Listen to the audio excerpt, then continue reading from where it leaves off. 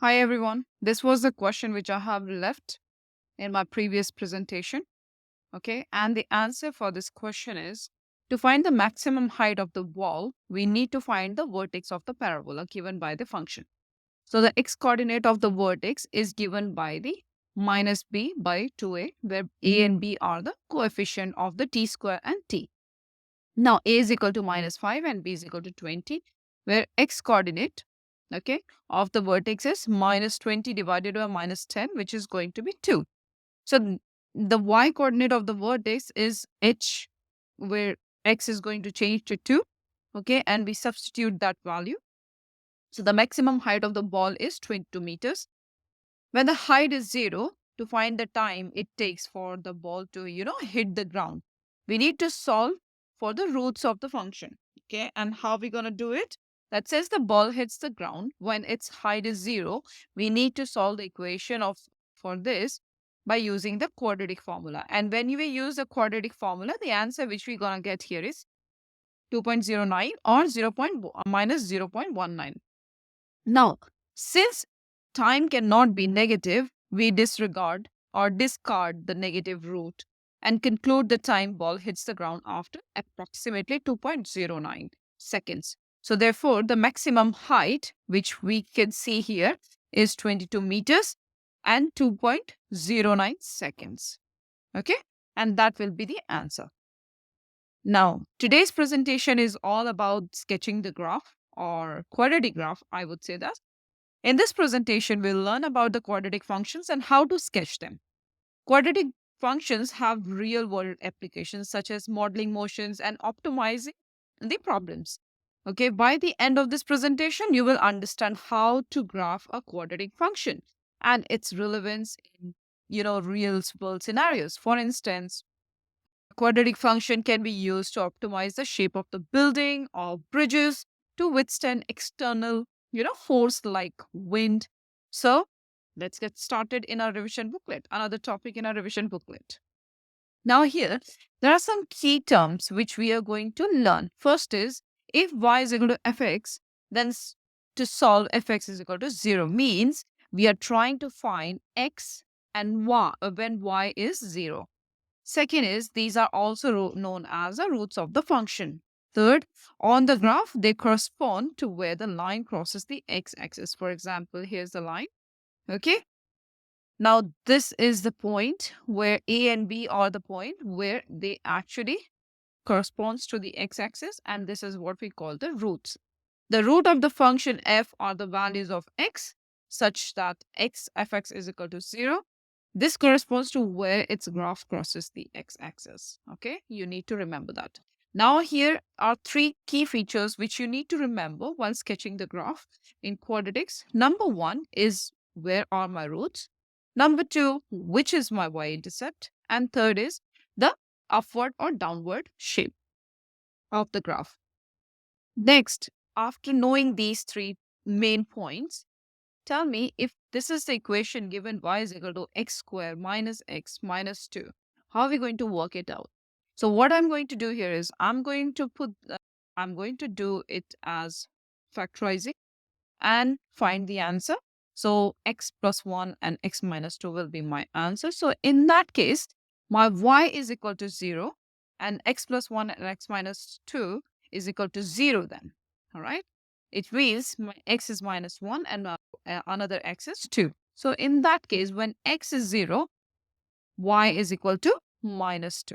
Always remember that. So in that case, if we have to sketch the graph, this graph will be upward direction because my a is in positive. All right. Let's take another example. This is the example. So in that case, x is 1 and another x is 4. So in that case, my parabola will be, because my first minus x square is in minus, my graph is going to be downward. Okay. And this is how we work out.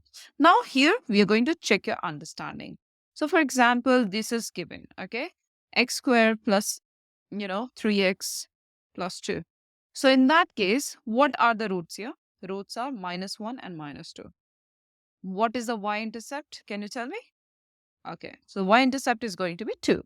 And is it going to be U or N shape? Means upward or downward direction? Because my x square, my first value, which is A, is in positive, it is going to be upward direction. Another value. Okay? This is how we're going to sketch this. Second one, minus x squared plus 2x. So the roots will be minus 2 by 4.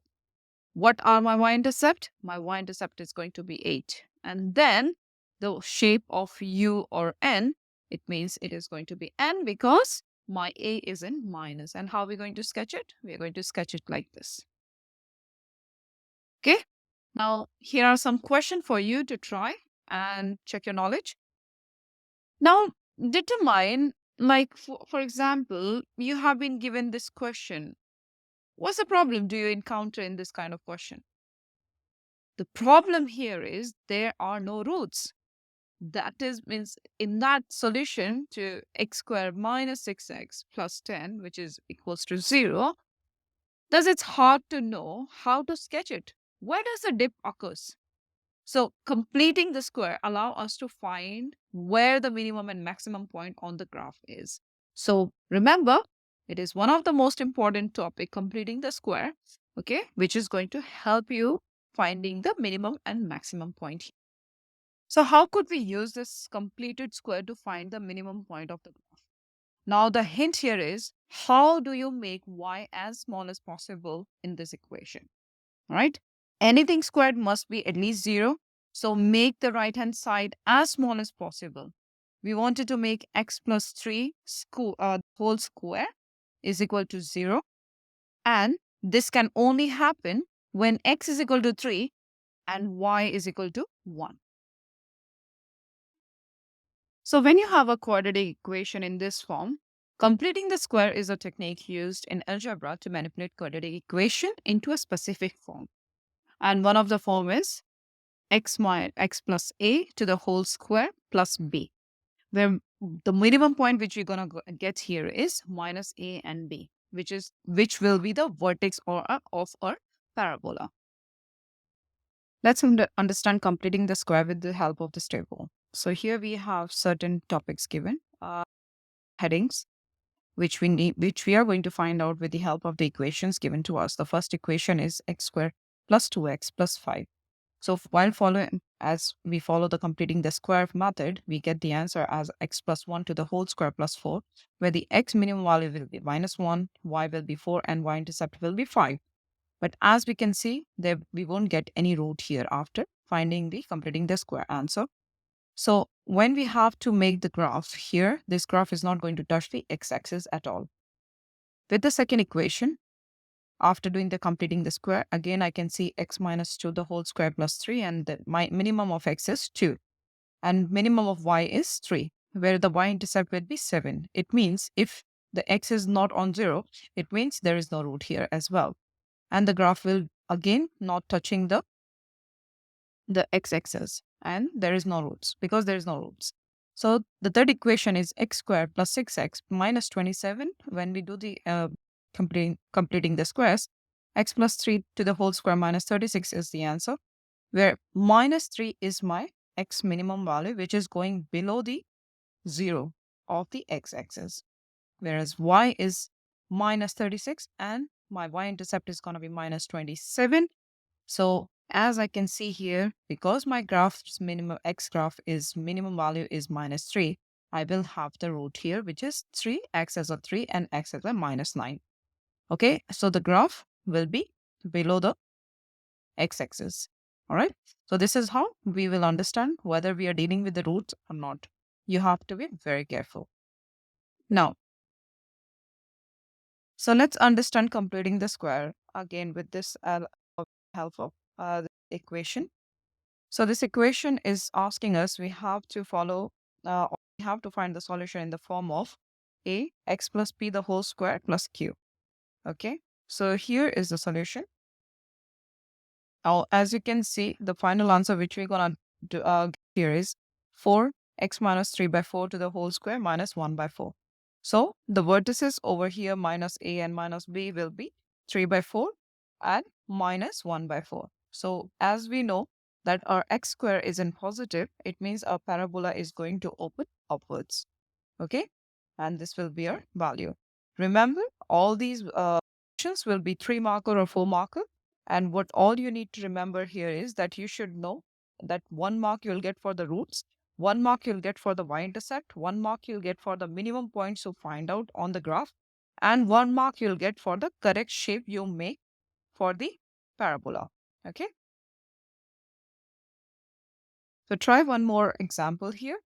As you can see, the equation is starting with the minus coefficient.